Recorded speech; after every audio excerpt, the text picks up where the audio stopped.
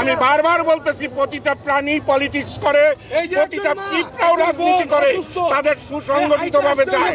কিন্তু এখানে কি হচ্ছে? তার ভোগান্তির দায়ভার আপনারা নিবেন, আপনার আন্দোলন করেন। এই যে হাসপাতালে রোগীর খাবার নিব, এটা আপনি আটকে রাখেন, আপনি দিয়ে আসেন খাবারটা। যে সন্তান রাজনীতি করে জানে, সে জানে যে তার বাবা কিভাবে উপার্জন করে, সে কি জানে যে কিভাবে স্কুলের বেতন দিতে হয়? আমার ছেলে পড়ে, আমি জানি না?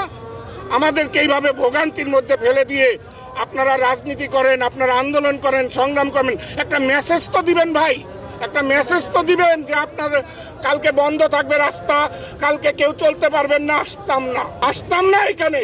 কিন্তু এটা কোন নিয়মে বলেন এইভাবে আটকায় রাখতেছে? মানুষের জীবনকে বিপন্ন করে আপনার দাবি মানবেন? এটা অবিচার, এটা অন্যায়। এইখানে কোন রকম কোন আইন শৃঙ্খলা বাহিনী। আমি 1.5 ঘন্টার উপরে আটকায় আছি, আমার 1.5 ঘন্টা কোনো ব্যাপার না। আমি 3 দিন আটকায় থাকলাম, আমার রোগী আমার বারডেম হাসপাতালে, আমার ওয়াইফ ভর্তি।